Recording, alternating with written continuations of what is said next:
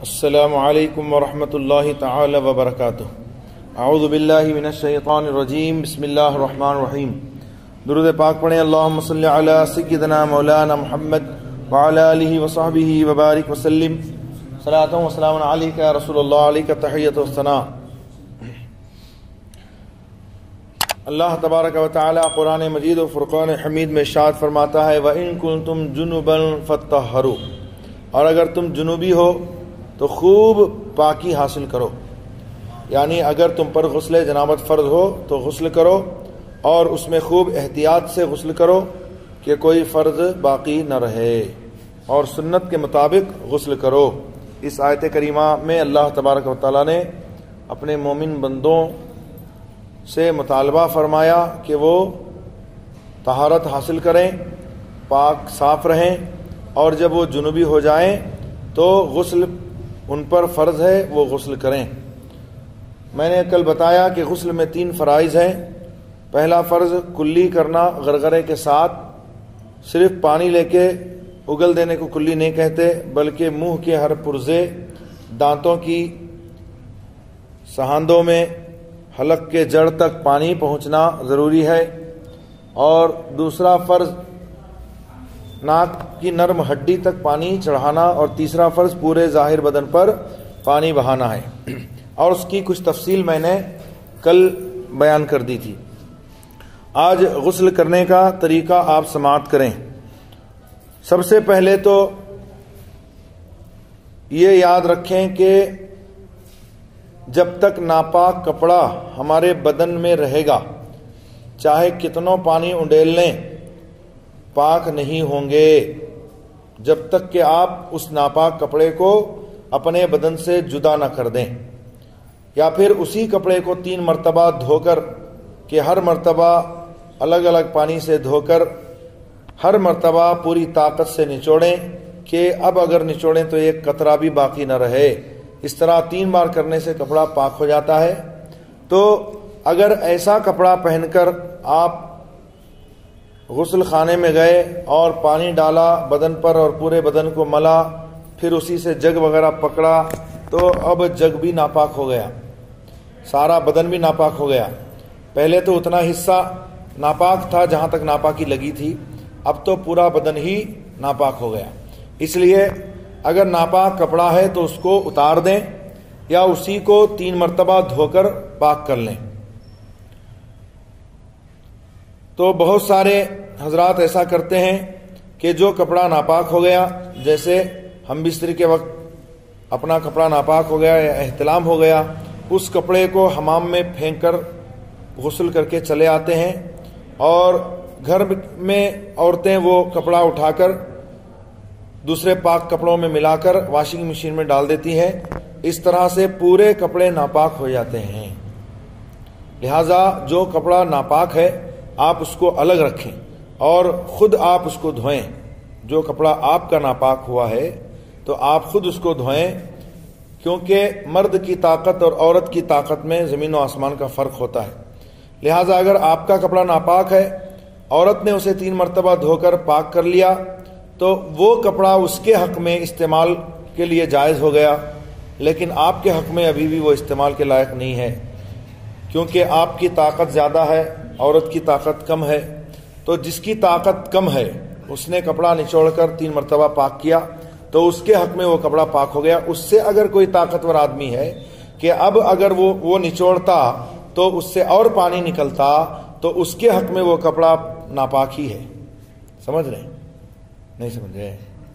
بہت غور سے دیکھ رہے ہیں آپ، لگتا ہے کہ پہلی مرتبہ سنے ہیں شاید، لیکن ایسا ہوتا ہے کہ مرد حضرات اس کی کوئی پرواہ نہیں کرتے، ناپاک کپڑے پھینک کر آ جاتے ہیں، عورتیں وہ کپڑے اٹھا کر اپنے طور سے دھوتی ہیں۔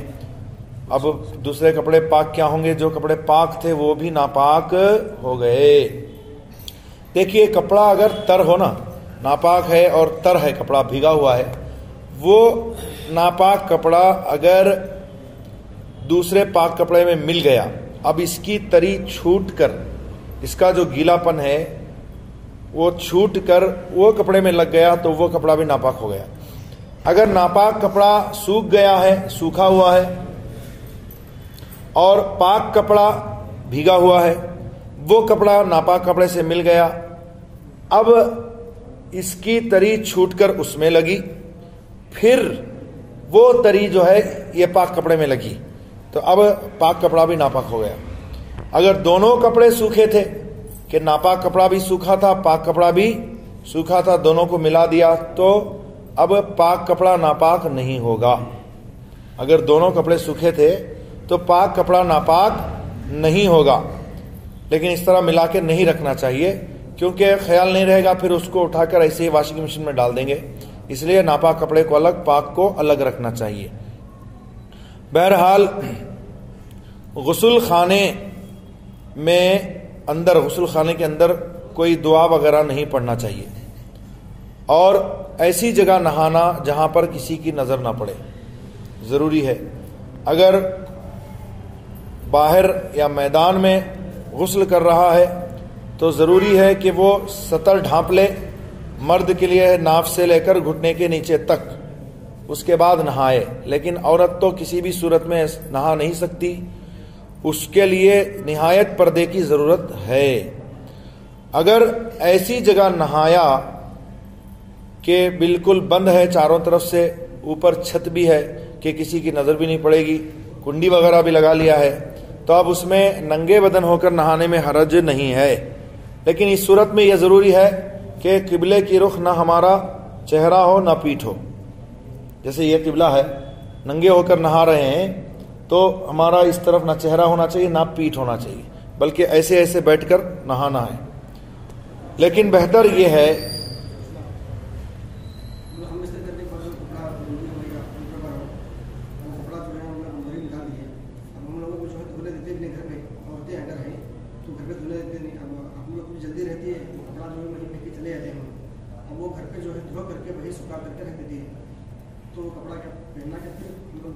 وہ کپڑا جو آپ سے ناپاک ہوا اس کو آپ ہی دھوئیں گے، ان کو سمجھانا چاہیے کہ اس طرح سے کپڑا پاک نہیں ہوگا، وہ اپنا کپڑا دھو لیں، لیکن آپ کا جو کپڑا ہے وہ الگ رکھ دیں، وہ آپ اپنے طور سے دھوئیں، تب وہ آپ کو پہننے کے لائق ہوگا۔ ان کو سمجھا دینا کہ کپڑے ہمارے الگ رکھ دو۔ ارے بھائی یہ کوئی بات ہوئی، دھونے نہیں دیتے تو شادی کئی کو کرے؟ مرد کا حکم جب مانے گی نہیں عورت، دھونے نہیں دیتے تو شادی کئی کو کرے؟ الرجال قوامون علی النساء۔ ٹھیک ہے بھائی، آپ رکھ کے چلے جائیے، بتا دیجئے کہ اس کپڑے کو نہیں دھونا۔ اگر وہ دھو بھی دیے تو ان کو یہ ضرور تاکید کرنا کہ دوسرے کپڑے میں ملا کے نہ دھوئیں، الگ سے وہ دھو دیں، جب وہ دھو دیں اپنے طور سے، بعد میں آپ دھو لیجئے اس کو۔ اگر نہیں مانتی ہیں تو اتنا تو کر سکتی ہیں کہ دوسرے کپڑے میں نہ ملائیں، اور وہ دھو کر رکھ دیں گی، بعد میں آپ پھر دھوئیے اس کو 3 مرتبہ۔ تو غسل کرنے کا طریقہ یہ ہے کہ نیت یعنی دل میں نہانے کا ارادہ کر کے پہلے گٹوں تک، گٹوں بولے تو یہ ہاتھ کا جو پنجہ ہے نا، یہ پورا پنجہ اس میں شامل ہے، گٹوں تک، یہاں جو ہڈی ہے اوپر ہاتھ میں، تو یہاں تک 3 مرتبہ دونوں ہاتھوں کو دھوئے، پھر استنجا کی جگہ دھوئے، پیشاب اور پاخانے کی جگہ کو دھوئے، چاہے نجاست یعنی ناپاکی لگی ہو یا نہ لگی ہو۔ پھر بدن پر اگر کہیں نجاست لگی ہو تو اس کو بھی دھوئے، اس کے بعد نماز کے جیسا وضو کرے۔ کب؟ ناپاکی دور کرنے، پھر 3 مرتبہ ہاتھ دھونے کے بعد کیا کرنا ہے؟ وضو کرنا ہے نماز کی طرح، 3 مرتبہ ہاتھ دھونا ہے، 3 مرتبہ غرغرے کے ساتھ کلی کرنا ہے۔ اور کلی کیسے کرنا ہے میں نے بتایا کہ منہ کے ہر پرزے میں پانی بہہ جائے، دانتوں کی کھڑکیوں میں حلق کے جڑ تک پانی خوب منہ بھر کر کے لیں اور اچھی طرح سے اسے پورے منہ میں گھمائیں، اور منہ اٹھا کر غرارہ کریں اگر روزہ نہ ہو تو، کہ اچھی طرح سے کلی ہو جائے 3 مرتبہ۔ پھر 3 مرتبہ ناک میں پانی چڑھائے کہ پانی ہاتھ میں، سیدھے ہاتھ میں لے کر ناک کے قریب لے جائے اور آہستہ سے سونگھے کے نرم ہڈی تک پہنچ جائے۔ رینٹ وغیرہ جمی ہو تو بائیں ہاتھ کی چھوٹی انگلی سے اس کو صاف کرے اور ہاتھ دھو ڈالے۔ نماز کے جیسا وضو کرے اور کلی کرنے ناک میں پانی چڑھانے میں خوب مبالغہ کرے، یعنی خوب اچھی طرح سے کلی کرے، خوب اچھی طرح سے ناک میں پانی چڑھائے، اتنی زور سے نہ مارے، پانی نہ چڑھائے کہ ڈائریکٹ دماغ کو مار دے۔ تو چڑھانے کا مبالغہ کا مطلب یہ ہے کہ خوب اچھی طرح سے کہ اندر نرم ہڈی تک پانی پہنچے، کوئی بال وغیرہ دھلنے سے نہ رہ جائے۔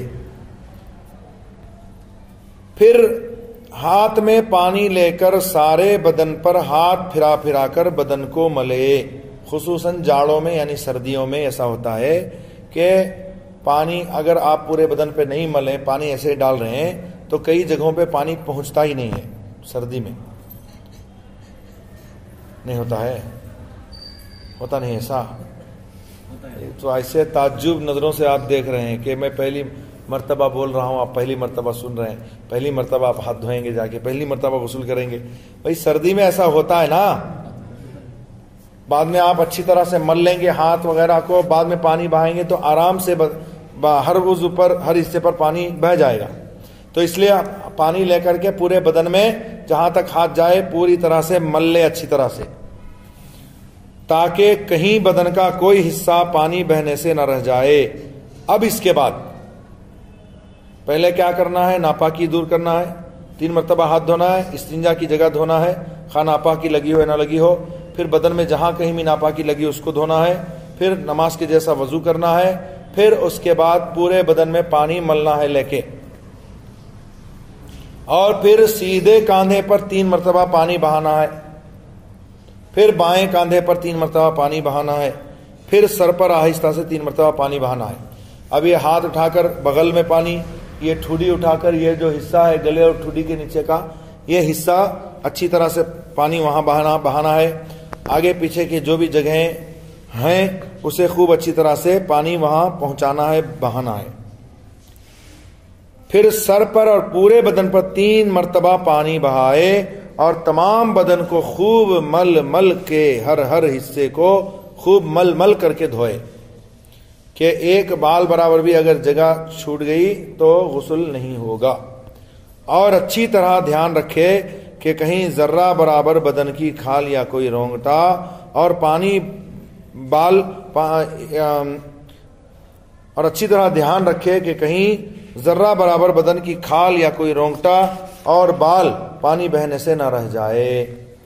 بہت لوگ ایسا کرتے ہیں، میں نے بتا دیا اس کو، پھر وہ بات آ رہی ہے اس لیے عرض کر رہا ہوں کہ نجس یعنی ناپاک تہبند لنگی باندھ کر غسل کرتے ہیں اور یہ خیال کرتے ہیں کہ نہانے میں ناپاک تہبند اور بدن سب پاک ہو جائے گا، حالانکہ ایسا نہیں، بلکہ پانی ڈال کر تہبند اور بدن پر ہاتھ پھرانے سے تہبند کی نجاست اور زیادہ پھیلتی ہے اور سارے بدن بلکہ نہانے کے برتن تک کو نجس یعنی ناپاک کر دیتی ہے۔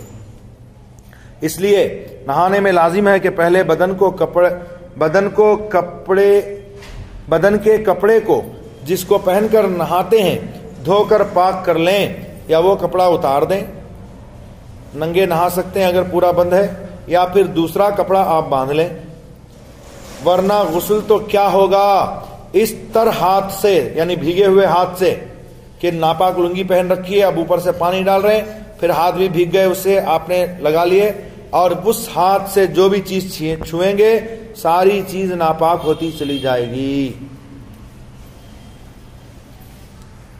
غسل میں سر کے بال گندھے ہوئے نہ ہوں تو ہر بال پر جڑ سے نوک تک پانی بہانا ضروری ہے، اور اگر گندھے ہوئے ہوں تو مرد پر فرض ہے کہ ان کو کھول کر جڑ سے نوک تک ہر بال پر پانی بہائے۔ عموماً مردوں کے بال بڑے اتنے ہوتے نہیں، لیکن بعض لوگ ایسے ہوتے ہیں کہ چوٹیاں چھوڑتے ہیں عورتوں کی طرح، تو یہ جو عورتوں کی طرح چوٹیاں رکھنے والے ہیں انہوں نے اگر بال کو گوندھا ہوا ہے تو ان کے لیے کیا ہے کہ کھول کر وہ چونڈے کو کھول کر جڑ سے لے کر نوک تک ہر بال پر پانی بہائے، اور عورت پر یہ ہے کہ صرف بال کی جڑوں کو تر کر لینا ضروری ہے، چونڈے کو کھولنا ضروری نہیں ہے، لیکن بالوں کی جو جڑ ہے نا وہ تر ہو جانا چاہیے۔ ہاں اگر چوٹی اتنی سخت گندھی ہوئی ہو کہ بغیر کھولے جڑیں تر نہ ہوں گی عورت کی، تو چوٹی کھولنا عورت کے لیے ضروری ہے۔ غسل میں کانوں کی بالیوں اور ناک کی کیل کے سوراخوں میں بالیوں اور کیل کو پھرا کر پانی پہنچانا ضروری۔ کانوں کی بالیاں ہیں اس کو پھرا پھرا کر، اور ناک میں جو کیل ہے اس کو گھما گھما کر پانی پہنچانا ضروری ہے۔ کہ اگر بالکل تنگ ہو کہ بغیر ہلائے پانی نہ پہنچتا ہو تو ہلانا فرض ہے، اگر ایسے غسل کر لیا تو غسل نہیں ہوگا۔ وما علینا الا البلاغ المبین، وآخر دعوانا الحمدللہ رب العالمین، والصلاۃ والسلام علی سیدنا محمد وآلہ وصحبہ اجمعین۔